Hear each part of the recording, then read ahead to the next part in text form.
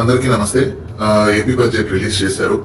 So నేను AP budget లో super 6 హామీలు కూటమి గవర్నమెంట్ ఇచ్చింది కాబట్టి దాని మీద వాళ్ళ అధికారంలోకి వచ్చారు కాబట్టి ఆ సూపర్ 6 హామీలకి ఏపీ బడ్జెట్ లో ఎంత అలొకేట్ చేశారు, అసలు అందులో ఎన్ని నిజాలు ఉన్నాయి, ఎన్ని అబద్ధాలు ఉన్నాయి, మీడియాలో ఎలా చూపించి ఎలా ప్రోపగాండా నడిపిస్తున్నారు అనేసి చెప్దామనేసి అనుకుంటున్నాను.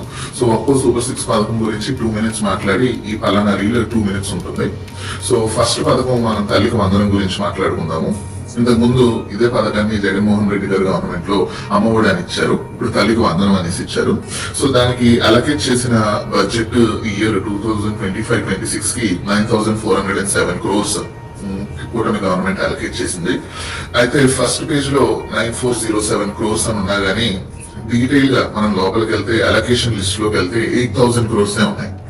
అయితే ఇందులో ఇది అబద్ధం లేదా ఇది ప్రోపగాండా లేదా కుట్ర అని నేను ఎందుకు అంటున్నానంటే 2023-24 టైంలో జగన్మోహన్ రెడ్డి గారి గవర్నమెంట్ లో మీకు గుర్తుంటే వాళ్ళు ఒక్క పిల్లోడికే ఇచ్చారు, అని ఇంట్లో ఒక్కరికే ఇచ్చారు.